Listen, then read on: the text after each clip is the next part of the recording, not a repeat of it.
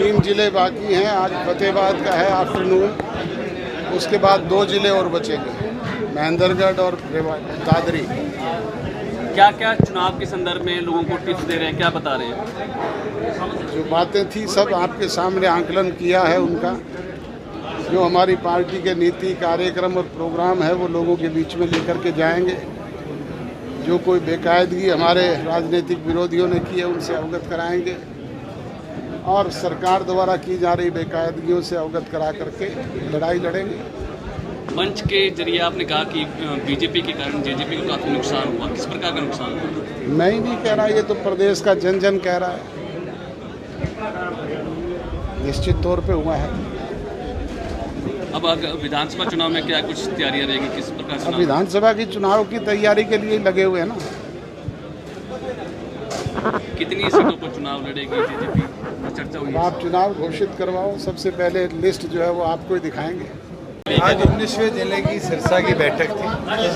Doctor साहब ने आगामी कैसे चुनाव लड़ना है कार्यकर्ताओं को दिशा निर्देश भी दिए हैं और मजबूती के साथ 100 दिन मैदान में उतरकर सभी कार्यकर्ता इस लड़ाई को लड़ने का भी काम करेंगे और आगामी परिस्थितियों को बदलने का भी काम। जिस तरह हरियाणा के हालात हैं, बीजेपी लोग कह रहे हैं कि अल्पमत है, कांग्रेस के पास भी अब विधायक इतनी ज़्यादा नहीं है, राज्यसभा चुनाव के लिए दोनों में पेच फंसा हुआ है। देखो, राज्यसभा विपक्ष को एक साझा उम्मीदवार उतारना चाहिए और विपक्ष की एकता होगी तो भारतीय जनता पार्टी को राज्यसभा में पटक नहीं दे पाएंगे। मगर मुझे लगता है नेता प्रतिपक्ष जो है उनने मैदान पहले ही छोड़ दिया, वो कमजोरी अपनी दिखा चुके हैं।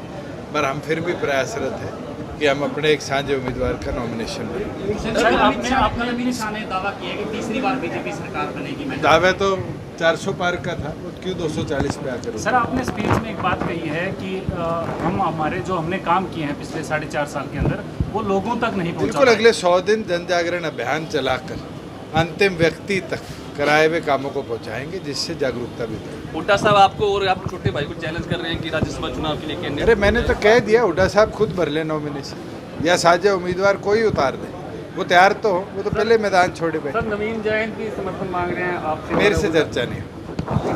आज बहुत सफल मीटिंग सिरसा जिले की हुई है और सिरसा जिले में कार्यकर्ताओं में बहुत उत्साह है, हौसला है और कतई लोकसभा चुनाव को लेकर के कोई निराशा नहीं है। वो अलग चुनाव था, ये अलग चुनाव है और आप देख रहे हैं किस प्रकार तमाम कार्यकर्ता बहुत जोश से और बहुत उम्मीद से पार्टी के नेताओं की बात सुनने आ जाए और उसी ऊर्जा से अब अपने अपने घरों को लौट रहे हैं। मुझे उम्मीद है कि विधानसभा चुनाव में सिरसा में पार्टी बहुत अच्छा रिजल्ट। ओवरऑल क्या स्थिति देखते हैं? पूरे हरियाणा की 90 सीटें हैं, कितनी सीटों पर चुनाव? सभी सीटों पर चुनाव लड़ेगी पार्टी।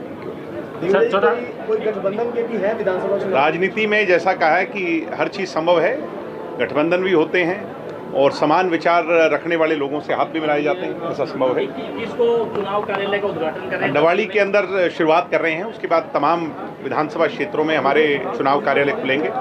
21 को दिवाली में है, आप सभी सादर आमंत्रित हैं, सब पहुँचे वहाँ। इच्छा के आधार पर पार्टी फैसले नहीं लेती, पार्टी समीकरण साधती है और समीकरण के हिसाब से फैसले। धन्यवाद।